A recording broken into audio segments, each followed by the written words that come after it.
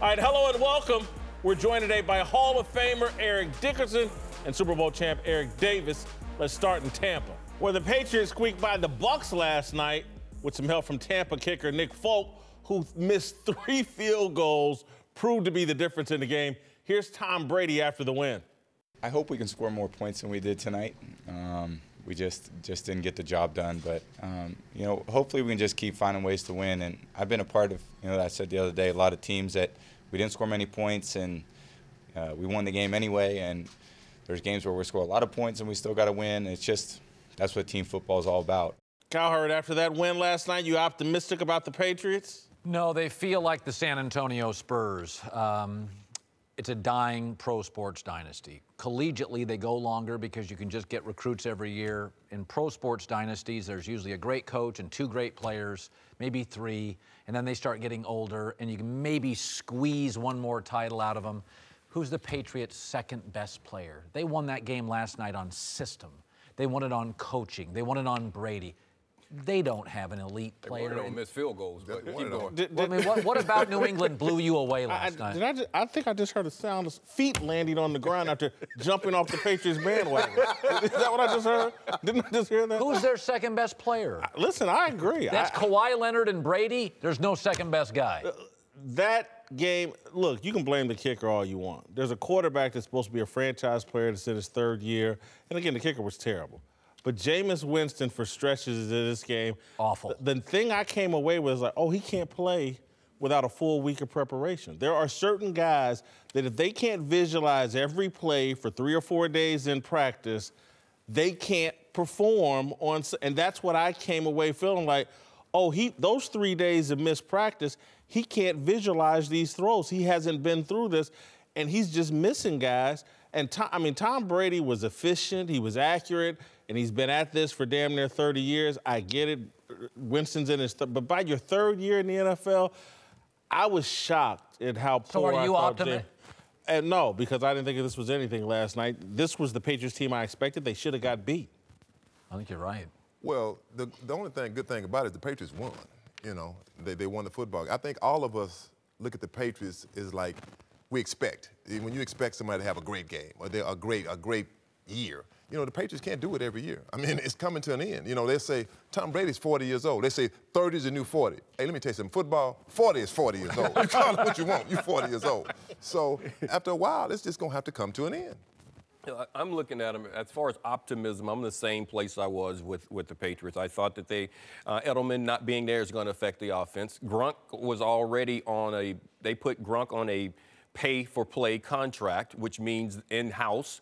The people that know him better than anyone else, they obviously knew that he was breaking down. You see that with his body. So he's probably going to miss more time than not.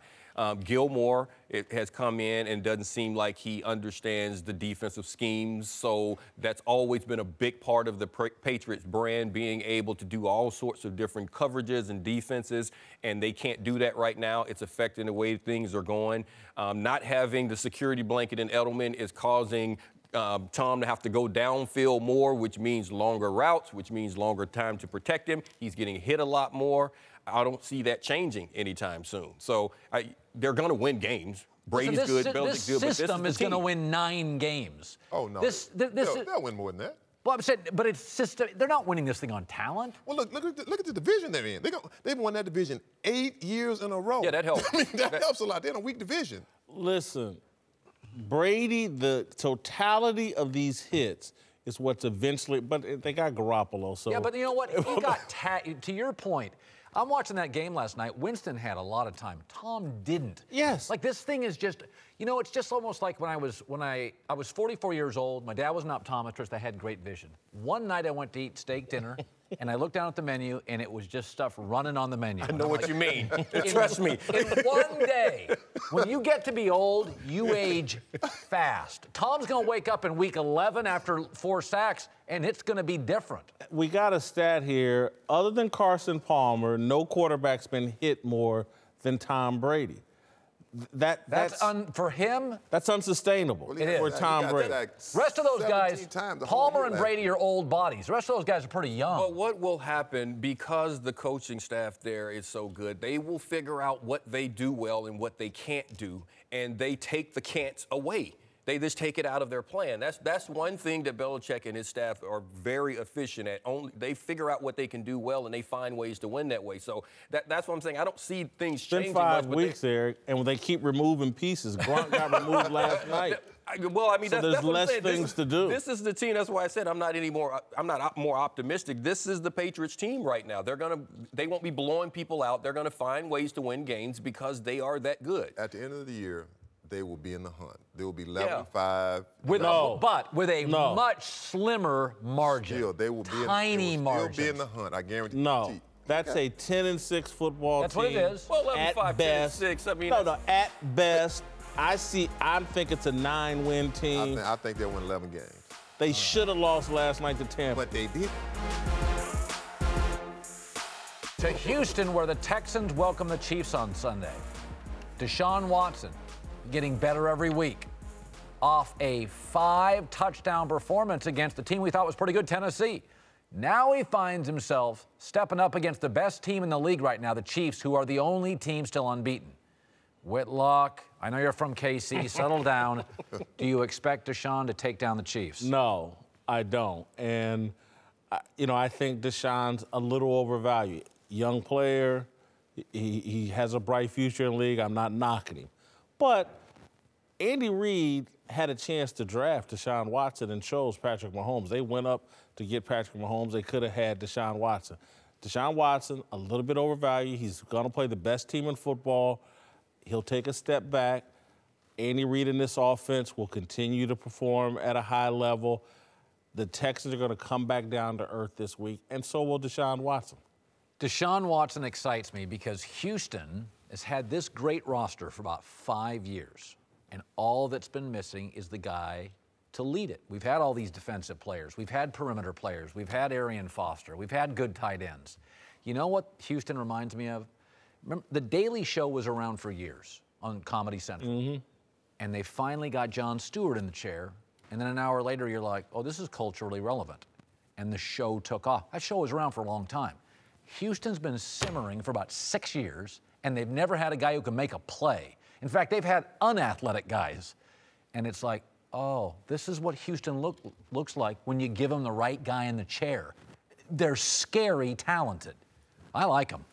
Bill O'Brien is a guy that can develop quarterbacks. And I believe that Deshaun Watson will be that guy. When I think of Deshaun Watson, I look at, remember Vince Young? Vince Young could have been Deshaun Watson if it wasn't for Jeff Fisher. I believe that. And now I think you're seeing what he could possibly have been. Shortchanging Deshaun Watson. Hey, Vince Young would have been a Vince real could top. never throw it the way Deshaun can. But he was bigger, he was stronger, he was faster. And I think he had a better arm. I think the big thing here is, can Kareem Hunt run against the Houston defense? No. That's the big one, with 2 offensive linemen missing. 5 weeks in a row and now. No. You finally get lucky on a pick, and look at you. You got the purple suit, you picked the Chiefs, you're in your sweet spot right now. Don't you think they're a little overvalued? Hell no. I picked them and the Falcons in the Super Bowl. Well, Deshaun Watson, he'll continue to grow. He'll make some plays. I think he'll make some plays on the Chiefs because they're broken down plays that he's capable of making. You can game plan an offense or a defense, but you can't game plan the sandlot ball. When a play breaks down, he's capable of making plays. He's athletic enough to make plays with his arm and his leg when something breaks down. That's what we've seen him do. He's going to do that. Will he take down the Chiefs? No. Because you also have a quarterback on the other side that I think halfway through the season, people will finally start giving Alex Smith credit for being a good quarterback. He's a really good quarterback. Alex is an athletic quarterback.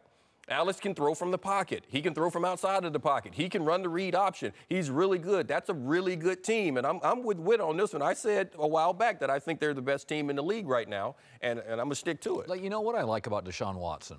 The quarterback is hard. This has been my knock on Cam. Does he want to be an icon or a quarterback? Some guys, your friend Jeff George, does he want to be an icon or a quarterback? Does he want to put the work in? There's certain guys. Listen, I'm just taking you off your pedestal. So here's the thing. A couple years ago, Deshaun said this. He goes, I don't want to run around. I want to be a pocket quarterback. What that's telling me is I'm willing to sit in film rooms because it's hard to be a pocket quarterback. And when Deshaun said that, my takeaway is this kid gets it. So he'll run around because, by the way, they're all overwhelmed. Mariota's still overwhelmed at times. But he'll run around. But this kid, it's like Dak. I don't care about the arm, this side. Are you in? Are you all in? Deshaun Watson is all into the commitment of being a franchise quarterback. I agree with you. The thing he'll have to do this week, in order for them to have any chance at winning, he's going to have to run the football. Because he's not going to sit in the pocket and go 20 of 27 against the Chiefs. If they're going to win this game, he's going to have more than 50 rushing yards. He's going to pick up 3 first downs running the football. He can do that. And I know he can, and he should if he wants to win this game. Don't try to prove anything about being a pocket passer. Go out and just win this game and worry about development as a pocket passer afterwards. But it's not happening. Andy Reid, Alex Smith, Tyreek Hill, Kareem Bob Hunt. Sutton, yeah, they're barely yeah, beat the Chargers. No, one thing is that them defenses, they want the quarterback to run. Keep running. Yes. We gonna get you Yes. sooner or later. You're gonna run into one of us. Welcome back. Eric Davis here, now joined by my co-host on the herd, Christine Leahy. Call me a big grape. Grape become, Grapes are really good. and they become wine. It's a fantastic purple jacket you have on there. Thank you. Let's move to the Cam Newton story. He came under fire this week after responding to a female reporter's question about one of his receivers by saying it was, quote, funny to hear a female talk about routes, passing routes. Cam's comment cost him at least one major sponsor in Dannon Yogurt, and the quarterback issued an apology last night. After careful thought, I understand that my word choice was extremely degrading and disrespectful to women. And to be honest, that was not my intentions. And if you are a person who took offense to what I said, I sincerely apologize to you. I'm a man who tries to be a positive role model in my community and tries to use my platform to inspire others. And I take ownership to everything that comes with that. And what I did was extremely unacceptable. I'm a father to 2 beautiful daughters. And at their age, I try to instill in them that they can do and be anything that they want to be. And the fact that during this whole process, I've already lost sponsors and countless fans, I realized that the joke was really on me. And I've learned a valuable lesson from this. And to the young people who see this, I hope that you learn something from this as well. Don't be like me. Be better than me. And to the reporters, to the journalists, to the moms, super moms, to the daughters, the sisters, and the women all around the world, I sincerely apologize and hope that you can find the kindness in your heart to forgive me. Thank you. All right, Whitlock, you satisfied with Cameron Newton's apology? Not only am I satisfied, I thought it was tremendous. I really did. I think people can nitpick it if they want, but I think he spoke from the heart. I like the fact that he didn't do it from a press conference setting because that's not his strength. He starts getting questioned, he's going to flub it. He stayed in where he was comfortable, where he could control what was said and the conversation. I thought it was a tremendous apology.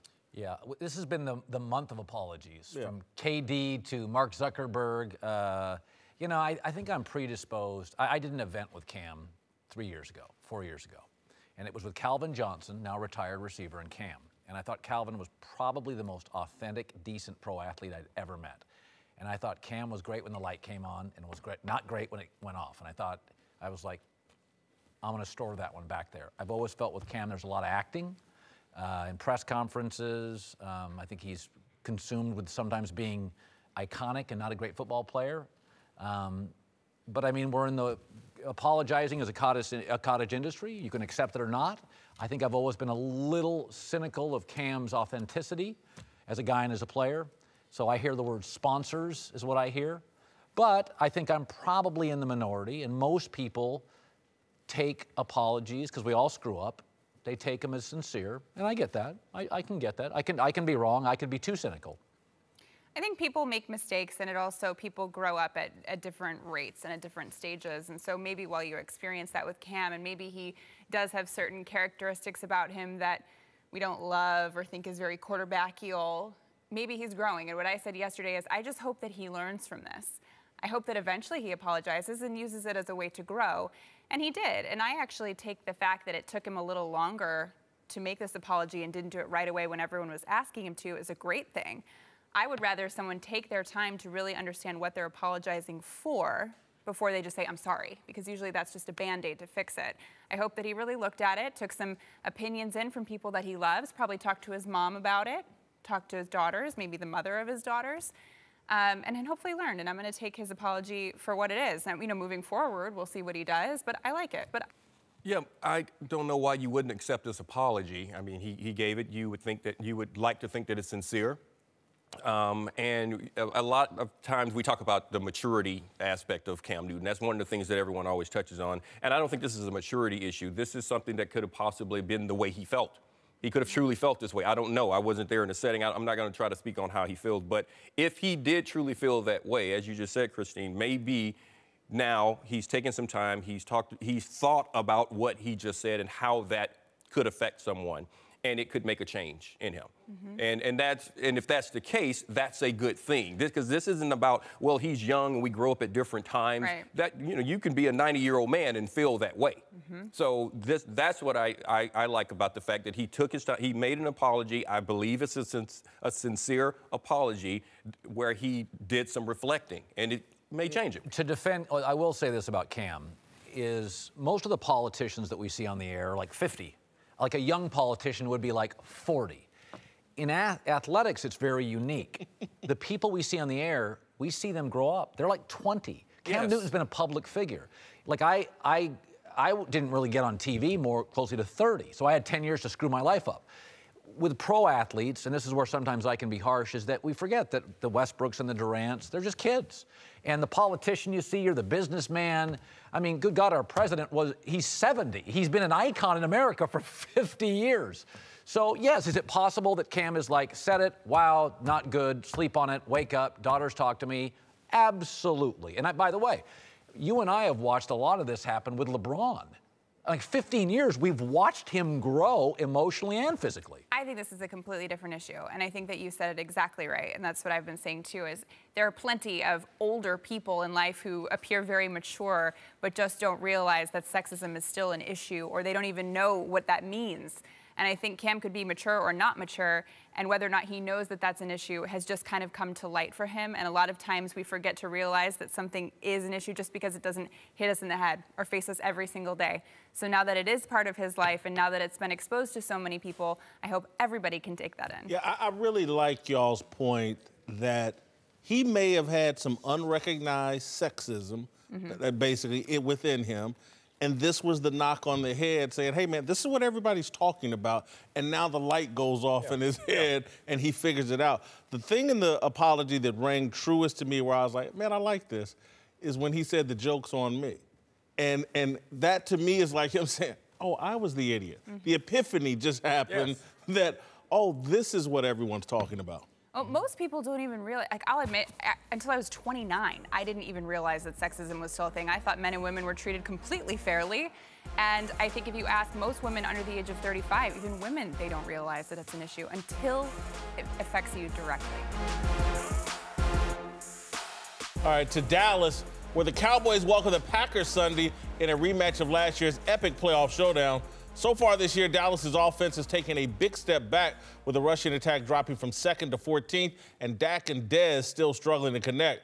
Cowherd, do you believe that Dallas's offense will get back on track against Green Bay? Yeah, and I feel really strongly about this. I've talked about this with Christine on our show. I'm a believer in ingredients. If the ingredients Me too. If the ingredients are good, you can overcook the cake.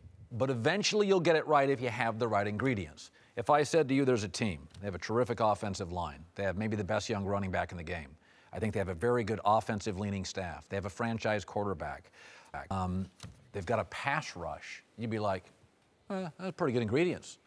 That's what Dallas has. Now, they're not as good at receiver as I think we think they are. I think Dez is the issue, not Dak. But there's a lot of ingredients here to like. I think it's a smart staff, maybe not Belichick and Andy Reid, but it's a smart staff. And I get a lot of good ingredients. They now have a pass rush. I like that too. Look, the Packers and Aaron Rodgers are pretty good in Dallas, pretty good in this spot. I think there's a belief that the Packers' defense is actually worse than what the numbers show. We think of the Packers having this terrible defense. The numbers, actually, their pass defense has been pretty good this year, and they played a pretty decent schedule. So I'm not expecting, and I was a guy that started the season, Dak and Dez are going to go to the next level. I'm not a guy that's buying that. Eric, you weren't here earlier in the week. I was saying your name a couple days ago. Jason Garrett, I think, is an issue. And so I'm not expecting some miraculous recovery from this offense because I don't know if Dak, Dez, Zeke, are they getting a lot of help from the sideline? It's a front-running offense. So, and by that I mean if they can control the scoreboard, can control the pace of the game, then you're right. Jason Garrett looks like a really good coach. When you can hand the ball to Zeke, you got the play action going, everything works out perfectly. That's the meal that they want to make with those ingredients. When that doesn't happen, like playing this team, Green Bay, which scores quickly. Now you have to take away the running game. You got to throw the ball. You just said they don't have the passing game. They don't necessarily have the receivers. You still have a young quarterback trying to figure it out, and you don't have a coach that's really moving the chess pieces around, and that causes a problem. You know what I was thinking? Jason Garrett never had to eat a sugar sandwich. Sugar sandwich. When you put a little butter on some bread, some sugar sandwich. Yeah. Oh. He ain't never had to do that. You ain't never fried bologna, and he ain't done that. With sugar on a sandwich? Yes. You'll have to make me one of those. Yeah. No, you don't. No, you don't want one. Oh, okay, don't make me one of those. I got to go with the Packers too. They're 3-0 at Jerry's World. I think it's a great opportunity. If you're hungry, you can go in and you're just seeing the Cowboys deficiencies and you want to eat, right? And also, like you mentioned, the Packers defense hasn't been very great in the last few years, but now they're 6th in the league. Also, when you look at Zeke, the last year his on first down average, 5.5 yards per rush. This year, 2.5 yards per rush. So I think they're going to be hungry. I choose the Packers. Yeah, I will say this. Mike Daniels, their best defensive guy from Green Bay up front. Is he going to play? I think that's an issue. I think the way to beat Dallas, to your point, Eric, the way to beat Dallas is essentially control them early in the downs and force them Dak into 3rd and longs, and that's what teams are doing. It should also be noted, Dallas has played some pretty good defenses. They've played the Giants' defensive front. They've played Denver. Over the next month, they play a lot of San Francisco and Green Bay's. I think they're going to rebound. I'm really surprised that you're there, though, Colin. Aaron Rodgers versus Dak Prescott right now? Okay, but if Aaron doesn't get the ball because Dallas controls it and picks up 6 yards on first down, Aaron doesn't have the football. I like Dallas. Well, that's Dallas's formula. That's how they won. That's what they won last. That's how they did it, and I think they'll rebound against them. Well rested. Does that help them? Being well rested. You got extra days. It really doesn't matter. I don't think that's going to make that much of a deal because it's not going to change the game plan that much. It's not going to change what either of these offenses really want to do and how they're going to attack one another. Look, Eric's point, which I really agree with, if the Packers get any kind of lead, it completely changes. And then all of a sudden, Mike McCarthy's a much better coach than Jason Garrett, and the Cowboys can't catch up.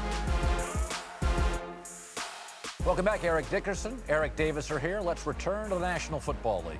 A couple of surprising teams, the Bills and the Rams, both sitting atop their divisions at 3-1. Both teams look rejuvenated under new head coaches. Sean McDermott's tightening up the Bills' defense, and Sean McVay is jump-starting Jared Goff and the Rams' offense.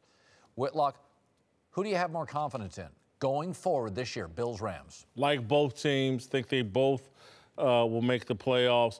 But I have more confidence actually in the Buffalo Bills, and that's because defense is an every week thing. I don't think defense is a roller coaster, and they got the #1 scoring defense in the league. I watched them play the Atlanta Falcons and what I thought was the best offense in the league. I believe in Buffalo's defense. I believe that the New England Patriots have taken a step back. I believe the Dolphins and the Jets are the Dolphins and the Jets. I think the Bills are going to win their division. I got a bit more confidence in the Buffalo Bills. Yeah, I think they're both legit. I think the Rams, though, have a little more diversity offensively. I think they can run it. I think they can pass it. I think at key positions, quarterback, I like the Rams. Left tackle, receiving unit, running back. I also think defensive interior line, Aaron Donald's probably the best player in the league. I think they're both legitimate. I don't think this is fool's gold. The Rams last year were 3-1. That was fool's gold. The one thing I'd say about the Bills, they're pretty one-dimensional offensively. They're running about 57% of the time, which leads the league. They can throw on, second and short, third and short. Can Buffalo throw when they have to throw? I don't know if they can, so I'd take a slight edge Rams. Colin, you looking at my notes over here? I mean, you said everything I was going to say. Golly, man, you stole my stuff. I got to go with the Rams. They've got the best offensive line right now. I couldn't say it that last year. They've got the best defense. They've got the best running back. They've got the best punter. They've Between got the two teams. Yes. Yeah. But they got the best kicker. I mean, they've got the best offensive weapons. They got the best running back. I mean, last year, talking offense with the Rams was like talking grade school football. I mean, this year, they're an exciting football team to watch. And I did not think this year they would be 3-1. And they're a real 3-1 football team with a lot of weapons. With great special teams and a really profound offense. You can't score this many points 4 weeks in a row. Some of this is not like magic. This is happening. Well, we had this talk in preseason, and I was saying I thought that the Rams would be one of the teams that had a possible. Remember this conversation? Yes. I said I thought they'd have a possibility of fighting for a playoff spot. That this team had a chance to do it when you saw some of the pieces that were put in. And I knew that the guy was a good coach, and I said let's just wait to see what the quarterback can do. Well, we see that he can score. I hear what you're saying. He did. You talk about the better defense and all that stuff. Yards don't win, and they're putting up a lot of yards and a lot of pretty plays. Yards don't win games, points win games. And the Rams are giving up too many points defensively. They haven't won they got to score 30 points to win. Right now. Right now. That's my point. Right now. Okay, but Buffalo doesn't have to do that. So, you see, and that's the thing. Until you get the defense fixed, I'm still worried. They're going to win games. They're going to be in it. But you can't expect to be in a shootout every week. And this defensive... The defensive personnel is not playing as well as it should The Rams' corners are weak. I do agree with that. But, they went from a 4-3 to a 3-4. That's a change. I mean, Wade Phillips knows what he's doing. I think it's going to take last week when you saw him play the Dallas Cowboys, the second half, that second half, they shut the Cowboys down in Dallas. So you can see it's coming. It takes some. Your defense. I know it takes some while. It takes some time. But you play multiple fronts all the time, and these guys are accustomed to doing that, and I see that. But still, there are a lot of guys in different positions right now. So but that's my only concern. The Rams have a chance because they can score, but you can't give up 30 points a game, man. And my point, since we all kind of agree both teams are legitimate, both teams are playoff contenders. This is my point with Buffalo. I think Buffalo is the team of these two that could win a game in the postseason because of their defense. Colin, you talked about their running game and they're a little reliant on their running game. That's complementary football. They're playing great defense. They're keeping their defense off the field a little bit and trying to help Tyrod Taylor LaShawn McCoy is still a pretty good running back and sticking with that running game. I like Buffalo's defense in a playoff game more than I like the Rams' defense or the Rams outscoring someone in the playoff game. Just say this, Rams special teams. It's very good. They have the best kicker punter in the league. Week. And I mean, they are. Yeah, you saw it last week. Well, and that's all we had to brag on last year was our punters and gunners. I mean, you saw Bill Belichick say, man, you saw those punters and gunners?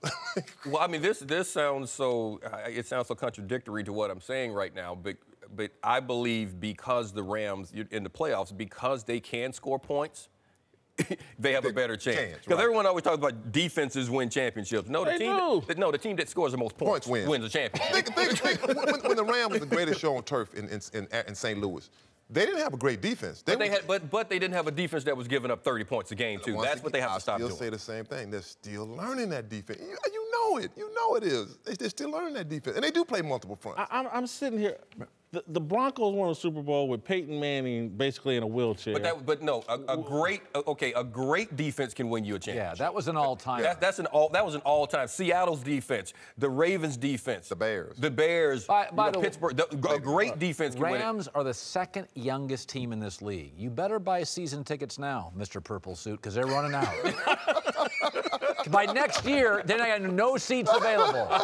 You can afford that suit. You can afford 2 tickets. I'll give him a ticket. I like the Rams. I like the Rams. Well, you a Ram fan. You Yeah, said Lawrence McCutcheon, James Harris. You better buy tickets. I might.